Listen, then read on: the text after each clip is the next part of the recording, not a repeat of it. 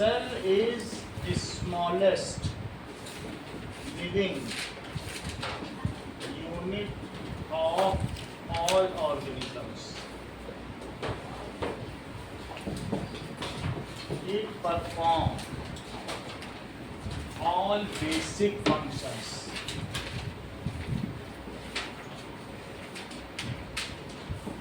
like nutrition, respiration, growth, division, excretion. Excretion का मतलब है that is removal of waste substance. Excretion का क्या मतलब है? रिमूवल ऑफ, जैसे हमारी बॉडी वेस्ट सब्सटेंस निकालती है तो उसी तरीके से सेल भी निकालती है। रिमूवल ऑफ वेस्ट जो सेल निकालती है वही फिर हमारी बॉडी बाहर कर देती है। डिवीजन का मतलब है सिंगल सेल से क्या बन जाना, बोलो, दो सेल बन जाना। इस चीज़ को क्या कहते हैं? Cell division. एक सेल से दो सेल का बन जाना, उसको फिजन कहते हैं कि नहीं? ग्रोथ का मतलब है छोटी सेल से क्या हो जाना, बड़ी सेल बन जाना। रेस्पिरेशन का मतलब क्या है? Breaking of glucose. क्या कहते हैं? ग्लूकोज को तोड़ देना।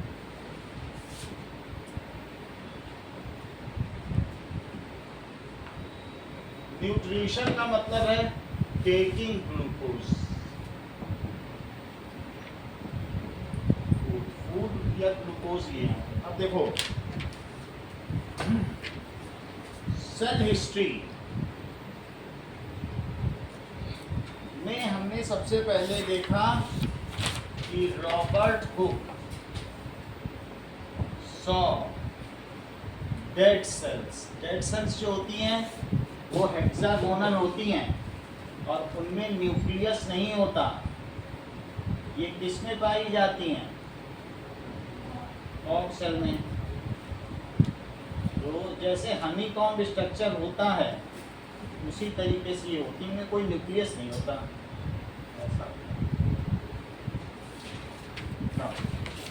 डेड सेल इन और बाई, और ऐसा उन्होंने कब देखा?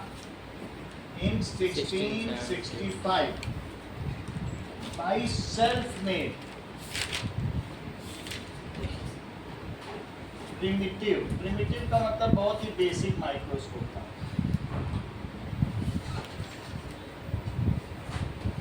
फिर उसके बाद ल्यूवेनहार्ट ने गंदे पानी में यानी पॉन्ड वाटर में क्या देखा?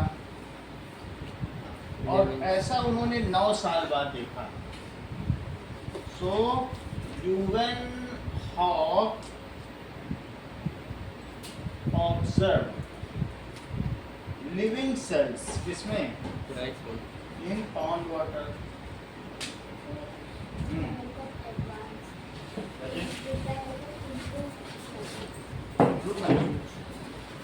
लिविंग सेल्स यूनिसेलुलर ऑर्गेनिज्म होता है, ठीक है? लिविंग सेल्स इन पॉन्ड वाटर। और ऐसा कब देखा? 1674। फिर रॉबर्ट ब्राउन ने क्या किया 1831 में? डिस्कवर्ड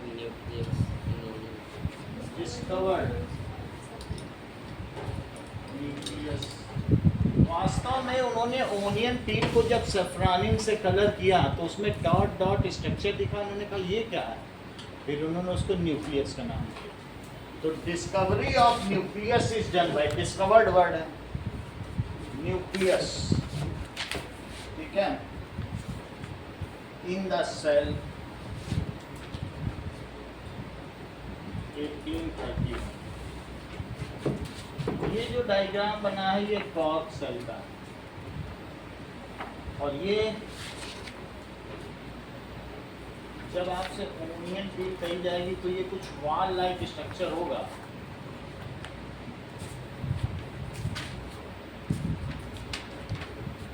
और इसमें आप डॉटेड डॉटेड बना दें। This is onion peel under microscope. फिर चौथी चीज क्या हुई, परकिंजे ने क्या किया, इन 8 साल बाद ऐसा उन्होंने किया। सो परकिंजे, ये देखा जाए तो 150 साल है, काफी आगे। तो परकिंजे ने इन 1839, देख लो, सेल को क्या कहते हैं बताओ, सेल, तो ये देखो, सेल को कहते हैं साइटॉन। सेल का क्या नाम होता है ग्रीक में, साइटॉन। और न्यूक्लियस को क्या कहते हैं, बोलो, कैरियन। क्या कहते हैं, ये ग्रीक वर्ड है।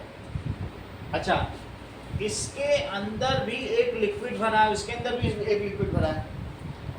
इसके अंदर जो लिक्विड भरा है इसको कहते हैं साइटोप्लाज्म। क्या कहेंगे, क्योंकि इसका नाम ही साइटॉन है। और इसके अंदर जो न्यूक्लियस के अंदर भरा है उसको क्या कहेंगे, न्यूक्लियोप्लाज्म।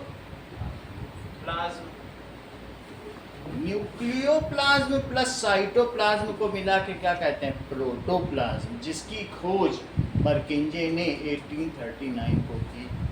प्रोटोप्लाज्म क्या होता है, ये देखो, इन दोनों को मिला के, ये कोशिका द्रव्य है, ये नाभिकीय द्रव्य है, अब मिला दो तो जीव द्रव्य। जीव द्रव्य की इंग्लिश कही जाती है प्रोटोप्लाज्म। सही है, तो that is nucleoplasm plus cytoplasm is called nucleoplasm plus cytoplasm is called protoplasm. इसकी खोज किसने की, ये जो सेल है, सेल में क्या होता है कि जैसे एक सेल है, ये प्लांट सेल की बात करें, प्लांट में भी सेल होती है, एनिमल में भी सेल होती है। तो पहले हम प्लांट सेल की बात करें। तो प्लांट सेल में अगर हम देखें तो बहुत सारी चीजें तैर रही हैं अंदर, ठीक है। प्लांट सेल में क्या क्या चीजें हैं, इस चीज को देखें।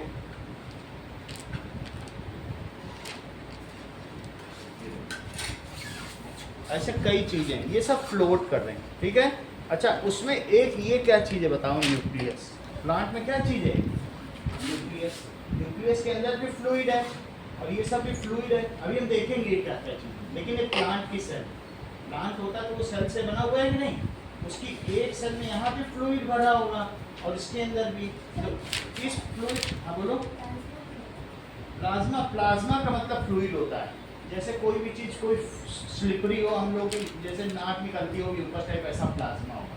बहुत एक इस तरीके का चिपचिपा फिसलने वाली चीज़, स्लिपरी चीज़, म्यूकस टाइप ही होगा प्लाज्मा। बहुत लोगों को प्लाज्मा चढ़ता है जब कभी ब्लड की डेफिशिएंसी हो जाती है, तो लोगों ने देखा होगा येलो टर्बिक लिक्विड है, वो भी हम वीडियो में भी दिखाते हैं। तो ये प्लाज्मा का मतलब सिर्फ लिक्विड।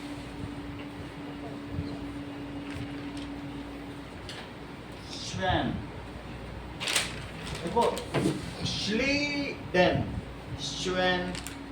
एंड स्टेवन ने क्या बताया कि जितनी भी सेल्स हैं वो प्री एग्जिस्टिंग सेल से बनी है। ये नहीं कि मिट्टी और रेत से सेल नहीं बनी है। जो डॉटर सेल बनी है वो किससे बनी है, मदर सेल से। किससे बनी है, mother cell. All cells are born from pre existing cells. समझ आई बात कि नहीं। सेल को जन्म देने वाला भी एक सेल ही होगा। हाँ, किसने, वर्चो ने क्या बताया, चेक करो, ठीक है। The cell all cells. और फिर इन लोगों ने क्या बताया, that cell is all plants and animals are composed of cell. इन्होंने बताया कि सभी प्लांट्स एंड एनिमल्स सेल के बने हैं, ये बताया। और जो मैं बता रहा हूँ सेल से बनी है, ये भी एक सेल थ्योरी है, लेकिन ये वर्चो ने बताया। ये सही पढ़ रहे हैं, बिल्कुल उसी लाइन को अच्छा पढ़ा। ऑल प्लांट्स एंड एनिमल्स किससे बने हैं, आर मेड फ्रॉम सेल्स। इन्होंने क्या बनाया, that is Schleiden and Schwann ने all plants and animal are, और कब बताया जरा देखो तो 1838 स्टेटेड सेल थ्योरी, इसी को सेल थ्योरी कहते हैं। क्या है cell theory? That all plants and animals are made of cells. अब देखो सिक्स क्या है? वर्चा ने एक्सटेंडेड सेल थ्योरी कब एक्सटेंड की? चेक करो 38, 39, इसमें भी ये 1838 में इन्होंने किया और इन्होंने 1839। वर्षों ने कब किया? 1855। 1855।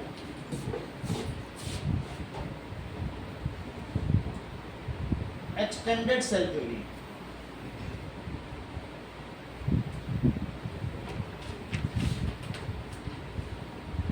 That all cells are made from pre-existing cells.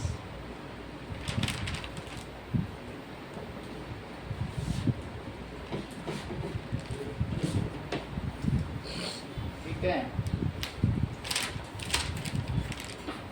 1940 में इलेक्ट्रॉन माइक्रोस्कोप डिस्कवर हो गया।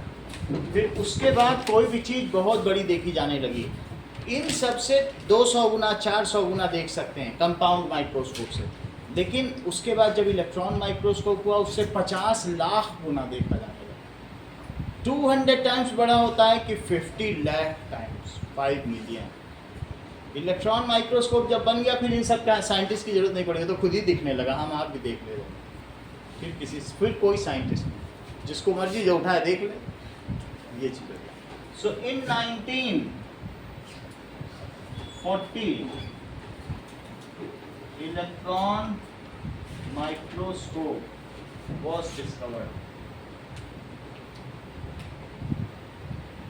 ठीक है, ये किसी भी चीज को मैग्नीफाई करता है। 7 चीजें हैं और उसका 7 चीज तुमको बतानी है। बताओ, पहले बताओगी कि पहले पेन लोगी?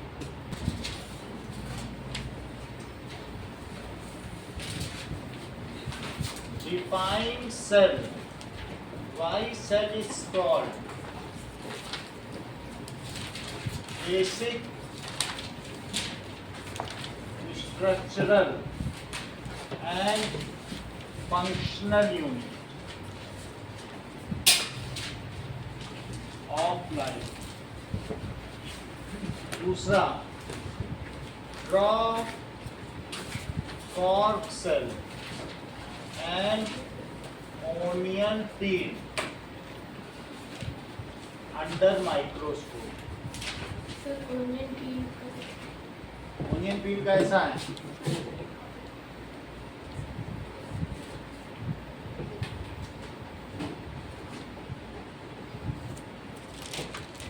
बुक में देखो, पता चल जाएगा।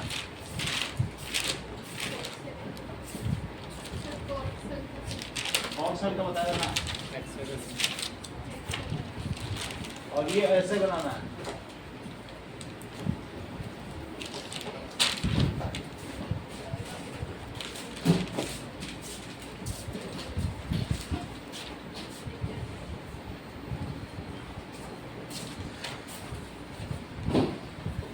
ये दोनों डायग्राम देख के बनाने हैं।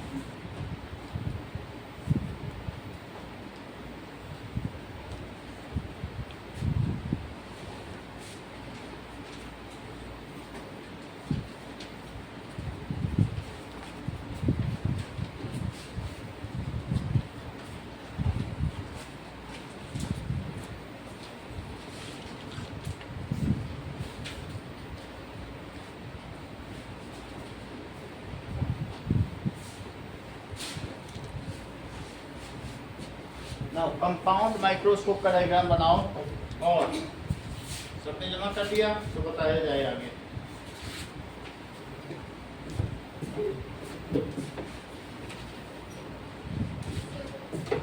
लो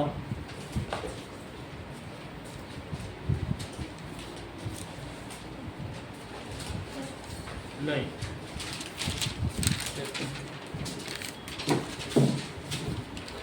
चलो अब देखो, ये पहले का है, ये प्रिमिटिव है जो शुरू में रॉबर्ट हुक ने किया। इसमें क्या करना पड़ता है, इसमें भी ऊपर नीचे किया जा सकता है।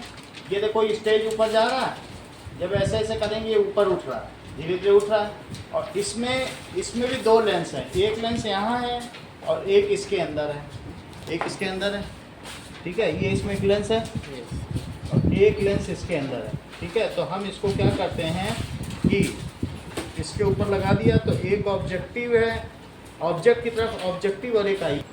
ऊपर वाले को क्या कहा गया है, कोर्स एडजस्टमेंट, और नीचे वाले को क्या कहा गया है, fine adjustment.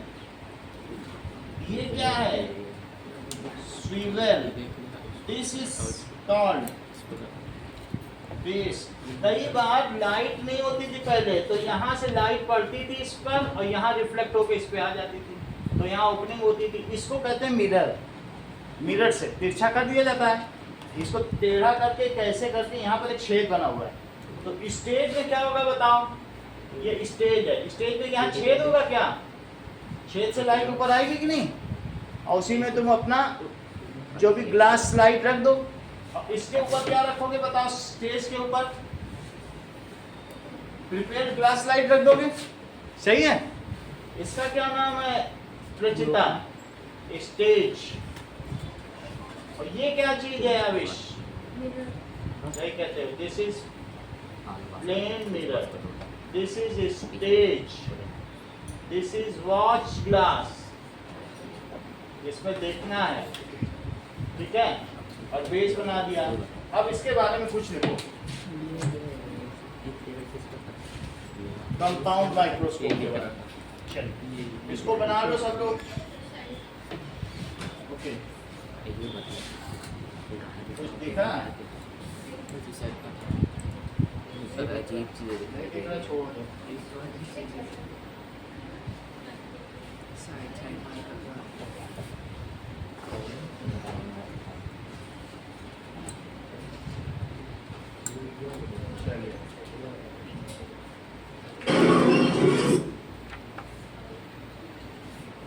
Working of compound microscope. अब देखिए, Working of compound microscope.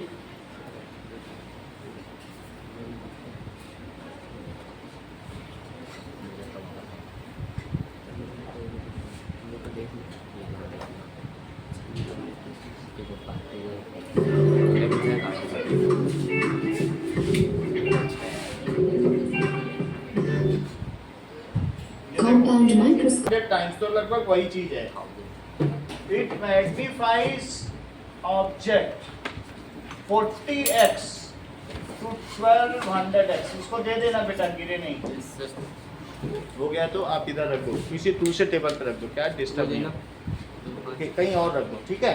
आगे रख दो, इनको दे दो अनवी को, अनवी आगे रखो, ये देखो इसे लेके वॉच ग्लास। तो इट मैग्निफाइज, इसमें क्या क्या चीज होती है नोट करिए। It has objective lens which is towards side of object। और दूसरा क्या होगा, other lens is eyepiece through which objects are seen। These two lenses are encased। ये दोनों लेंस किसमें encased है बताओ। ये देखो, ये दो ट्यूब है, इसको कहते हैं बॉडी ट्यूब। एक लेंस यहाँ लगा है और एक लेंस ये बॉडी ट्यूब है। बॉडी ट्यूब में ये दोनों लेंस आगे पीछे जा सकते हैं, सही है। तो ये दोनों लेंस किसमें हैं, बॉडी ट्यूब में आपस में ऊपर नीचे जा रहे हैं। These lenses are encased in body tube. ठीक है, body there is one C arm या handle, there is one C shaped arm to carry microscope. On one end क्या होता है सी आर्म के, बताइए। On one end सी किससे अटैच्ड है? Arm is attached to base, arm is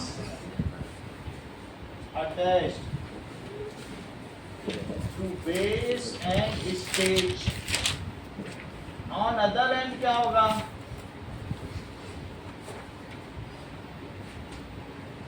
Body tube is attached with fine and coarse adjustment. Coarse का मतलब है कि रफ एडजस्टमेंट, तो rough adjustment. Below stage there is a plane mirror, below stage there is plane mirror which reflects sunlight to the object view.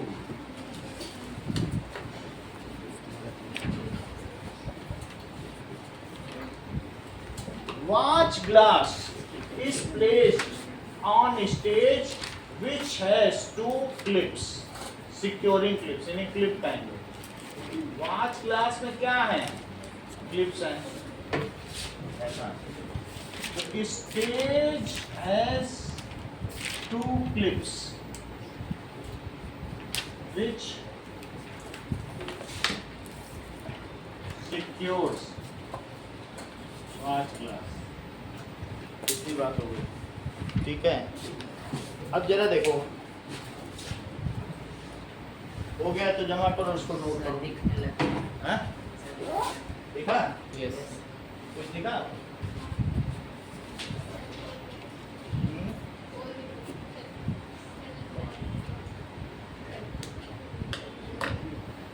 होगा देखना, चलो ठीक है। अब देखिए इसको नोट करिए, वॉच ग्लास सबने जमा कर दी? सर वहाँ दे दो, रख दीजिए।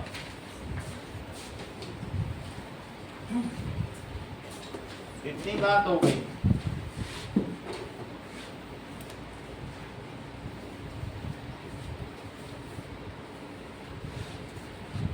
ओके, नाउ इसको नोट करो, फिर आगे बढ़े। नोट कर लिया? डायग्राम बनाया आपने?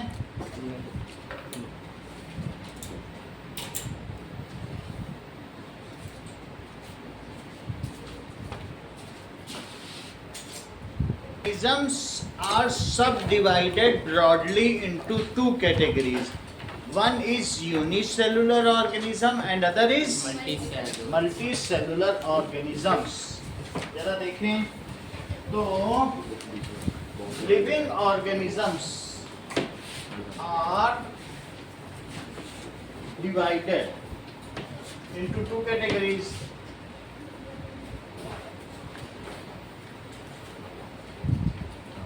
Are subdivided into two categories. वो कौन कौन से बताइए? एक तो यूनिसेलुलर, ठीक है। अब जरा देखो, और एक मल्टी सेलुलर है। यूनिसेलुलर और दूसरा है multicellular. Unicellular organisms are made of, ये किससे बने होंगे? Single unicellular organisms are made of single cell या वन सेल, एक सेल के बने होंगे। ठीक है, इनमें कई तरीके के होते हैं, जैसे कुछ एग्जांपल देखें। बैक्टीरिया, इसका एग्जांपल क्या है? एग्जांपल में क्या है? बैक्टीरिया, अमीबा, पैरामीशियम,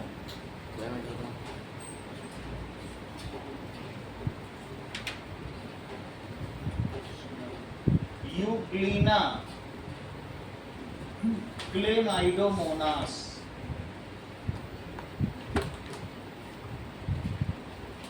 ये सब कैसे हैं बताओ? दीज आर एक सेल के बने, सही है। अच्छा, अब जरा देखो, ये सिंगल सेल के बने बैक्टीरिया का डायग्राम देखो। बैक्टीरिया इस तरीके का है, ऐसा। अब इसके अंदर जो न्यूक्लियस है वो वेल डिफाइंड नहीं है, बस उसमें जेनेटिक मटेरियल भी। थोड़े दिन पहले तुमको डीएनए दिखाया था कि नहीं? ऐसे लंबा सा धागा होता है, कॉइल्ड स्ट्रक्चर, ग्रीन ग्रीन दिखाया था। तो ये बैक्टीरिया है, इसके अंदर nucleus is not well defined. Nucleus कैसा है? डिफाइंड नहीं है, इसे न्यूक्लियोइड कहते हैं। क्या कहते हैं? न्यूक्लियस नहीं कहते हैं, क्या कहते हैं? या न्यूक्लियर रीजन। इसके क्या कहेंगे बोलो? न्यूक्लियर रीजन, जिसके चारों तरफ कोई मेम्ब्रेन नहीं है, कोई मेम्ब्रेन नहीं है, ऐसे तैर रहा है।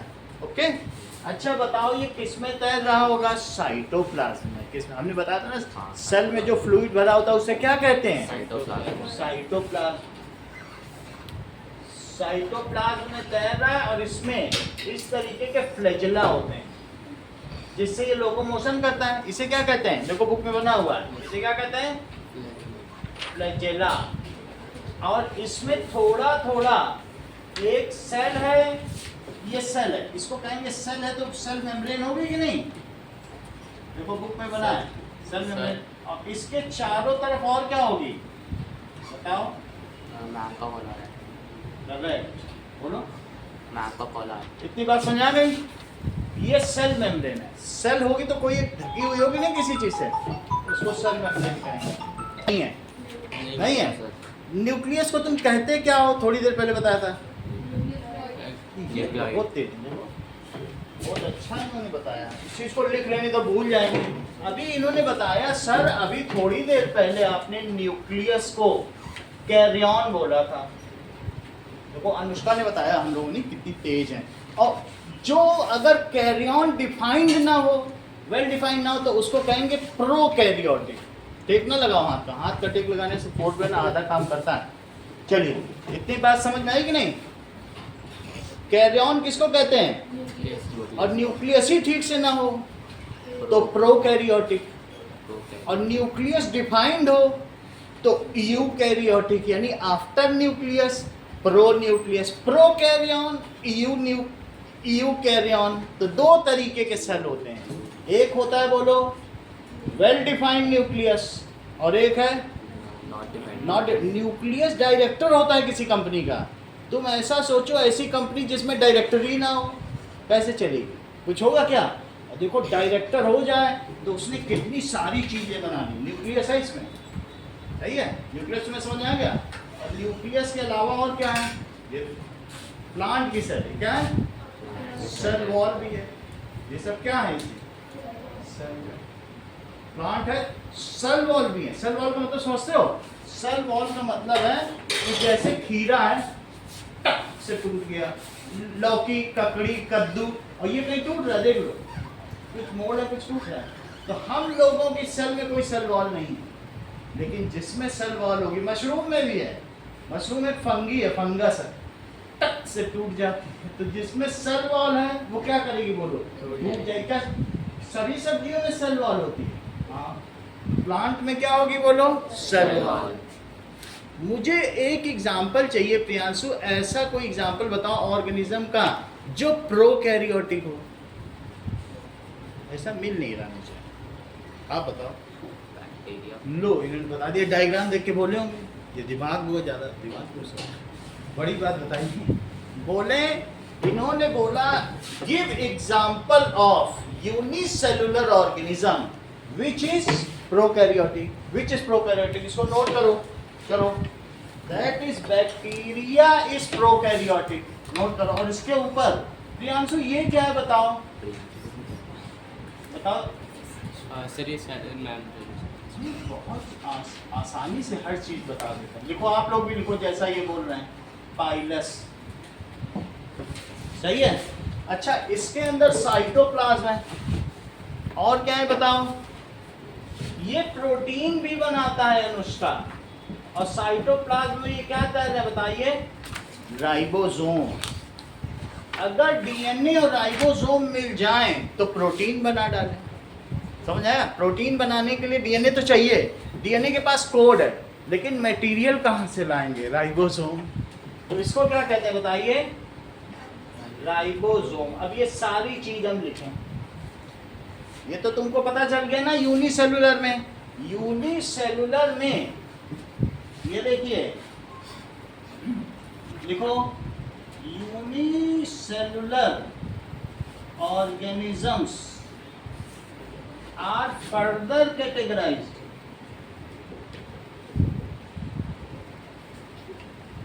as prokaryotic, और दूसरा क्या है,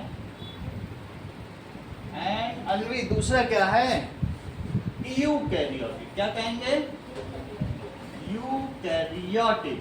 प्रो का मतलब क्या होता है, अनडिफाइंड। बिफोर न्यूक्लियस, ऐसे ऑर्गेनिज्म जो न्यूक्लियस बनने के पहले पैदा हुए, वही सब इवॉल्व हुए बाद में धीरे धीरे, वो हम सब इन्हीं सबसे तो बने हैं।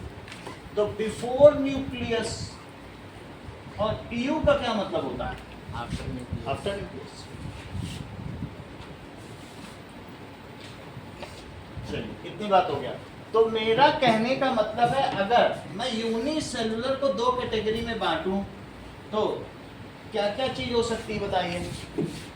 साची एक बताओ, प्रोकैरियोटिक, यूनिसेलुलर कोई बात नहीं, एक कोशिकीय जंतु, बहुकोशिकीय जंतु, जिनमें एक सेल है, एक कोशिका है, उसके क्या दो सब डिविजन्स हैं, बोलो। ये देखो ये ऑन लर्निंग का आप बताइए।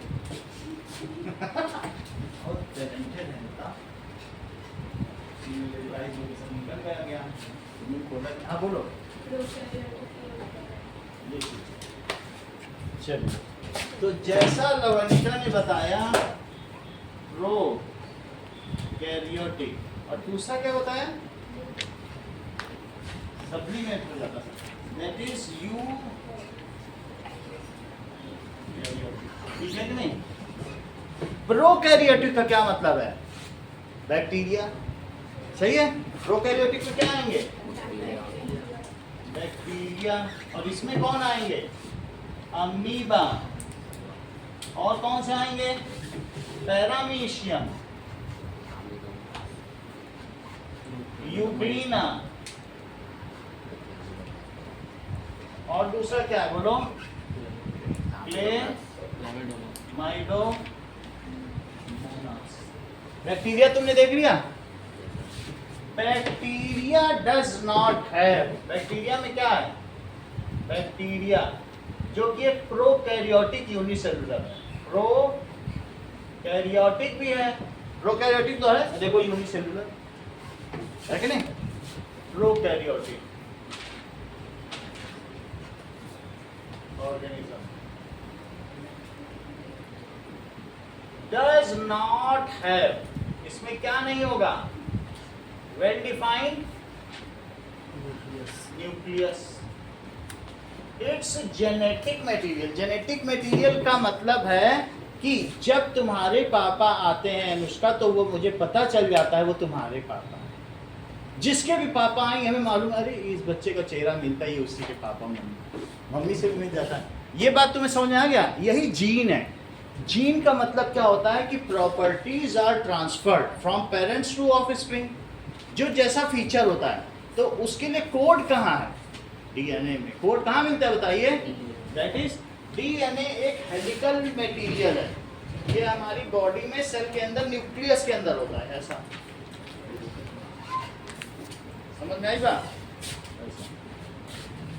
ऐसा कॉइल्ड स्ट्रक्चर है न्यूक्लियस में, और इसकी लेंथ इतनी ज्यादा है कि एक बॉडी के सारे डीएनए खोल दो तो धरती के 6000 चक्कर लग जाए। बताया था आपको पहले। इसी में कोड मौजूद है। इसी से क्या होता है, जो स्पर्म एंड ओवा है, मदर और फादर स्पर्म ओवा जब फ्यूज हो जाएगा, उसी से जो बच्चा है, जो हम लोग का फर्स्ट सेल, हम लोग मदर स्वार्म में ही तो फर्स्ट सेल बने जाइगोट, फिर उसी से हमने सारा कोड ले लिया मम्मी पापा का। आधे फीचर्स हमारे पास मम्मी के आ गए और आधे किसके आ गए, पापा के। तो डीएनए उन लोगों ने दिया। उन लोगों ने क्या कंट्रीब्यूट किया हमारी बॉडी में, डीएनए। डीएनए से सब कुछ बनता गया, डीएनए हो गया। समझ में आ गई बात कि नहीं? तो मेरा कहने का मतलब है कि इट्स, ये देखिए, इट्स जेनेटिक मटेरियल। ये बताओ डीएनए कैसा होता है? Thread like structure. Thread like structure, और इसकी बहुत लंबी एक लेंथ क्या कहलाती है, जिससे हमारी बॉडी में एक प्रॉपर्टी डिसाइड हो, उसे क्या कहते हैं? और इस मटेरियल को क्या कहते हैं? Genetic material. ये डीएनए, इस थ्रेड को क्या कहेंगे? डीएनए। इसकी लंबी सी थ्रेड, जिससे हमें पता चले भाई इनकी नाक अंदर है, इनकी ऊपर पकौड़े जैसी है, या कैसे होंठ हैं, या हैंग ईयर लोग हैं, अटैच हैं, बड़े फीचर्स हैं हमारी बॉडी। तो जो भी फीचर है उसको कौन डिसाइड करता है? डीएनए का एक लंबा थ्रेड। तो length of DNA which determines one feature is called gene. उसे क्या कहेंगे? जीन कहेंगे। सही है। तो इसमें बताइए जेनेटिक मटेरियल क्या है?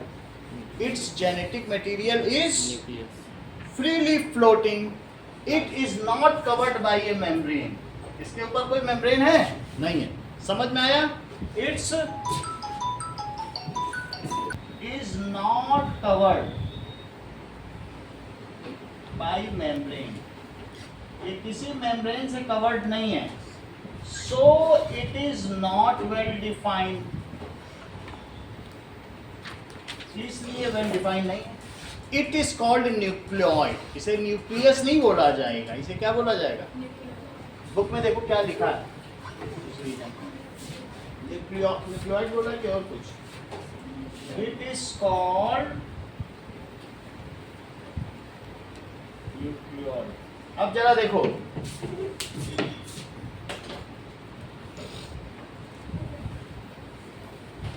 Structure of cell. Structure of cell. ये देखिए,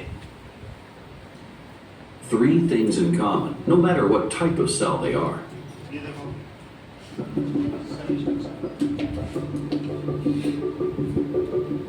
Cells are the smallest living units of an organism.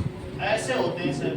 All cells have 3 things in common, no matter what type of cell they are. All cells have a cell membrane, which separates the inside of the cell from its environment. Cytoplasm, which is a jelly-like fluid, and DNA, which is the cell's genetic material. अब तुम्हें 3 चीज बताई गई है। अब इस बताओ क्या 3 चीज किसी सेल में होगी? बाहर की ओर जो है, जो उसको कवर करेगी, उसका क्या नाम है? प्लाज्मा मेम्ब्रेन और सेल मेम्ब्रेन। क्या बोलोगे? Cell membrane. प्लाज्मा से बनी है तो प्लाज्मा मेम्ब्रेन बोल सकते हो। इसके अंदर जो फ्लूइड है जेली लाइक, उसे क्या कहोगे? बोलो। साइटोप्लाज्म। और तीसरी चीज क्या है? Gene. That is genetic material. ये 3 चीज सब में होंगी। क्या ये प्रोकैरियोटिक में भी है? हाँ, एक प्लाज्मा मेम्ब्रेन है या सेल मेम्ब्रेन, एक क्या है? साइटोप्लाज्म, और तीसरा क्या है? बोलो। Genetic material. यहाँ तक समझ में आ गई? अब आगे देखो, अगर जेनेटिक मटेरियल वेल डिफाइंड है, अगर डायरेक्टर यहाँ बैठा है तो सेक्रेटरी, सुपरवाइजर, कर्मचारी सब हो जाएंगे, बहुत सारे छोटे छोटे ऑर्गेनेल्स हो जाएंगे। और अगर डायरेक्टर ही नहीं है जिस कंपनी में, जिस सेल में, तो क्या वहाँ कुछ और होगा साइटोप्लाज्म के अलावा? तो जहाँ न्यूक्लियस वेल डिफाइंड नहीं है, वहाँ पर छोटे छोटे सेल ऑर्गन, जैसे यहाँ तुम्हें बहुत सारी चीज़ें दिख रही हैं, इसमें भी बहुत सारी चीज़ें दिख रही, वो तो हम बाद में देखेंगे क्या, लेकिन बहुत सारी चीज़ें हैं ना। न्यूक्लियस है तभी तो है, ठीक है कि नहीं? तो सिर्फ तुम 3 चीज़ें बताओ कि हर सेल में क्या 3 चीज़ें होती हैं। Genetic material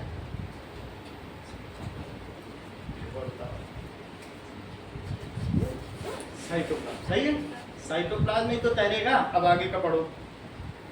Are two broad categories of रुक जाओ, cells. रुक जाओ अभी। कौस्तव की जरूरत पड़ गई। कौस्तव ये कौन सी टाइप की सेल है और ये कौन सी? दिमाग लगा के मत बोलो, ये बिना दिमाग वाली चीज है। हाँ हरीश, यूनिसेलुलर ये बहुत अच्छा। ये कह रहे हैं सर दोनों ही यूनिसेलुलर है, लेकिन चूंकि इसमें न्यूक्लियर रीजन वेल डिफाइंड नहीं है और जेनेटिक मटेरियल तैर रहा है, इसलिए साची। ये कौन सी टाइप की सेल हुई रचिता? प्रोकैरियोटिक। और ये कौन सी हुई यूकैरियोटिक, यानी आफ्टर न्यूक्लियस बिफोर न्यूक्लियस। ऐसा ही कौस्तव ने भी एंटिसिपेट किया था, शाही है तो बता नहीं पाया। आगे देखिए। The first category is eukaryotic cells. Eukaryotic They have organelles, which include the nucleus and other special parts. अच्छा, ये Eukaryotic cells are more advanced complex cells, such as those found in plants and animals. Plants and animals में यही है हम सब। The second category is prokaryotic cells. They don't have a nucleus or membrane enclosed organelles. ऐसे ही बस तैर रहा They है। do have genetic material, ठीक है। but it's not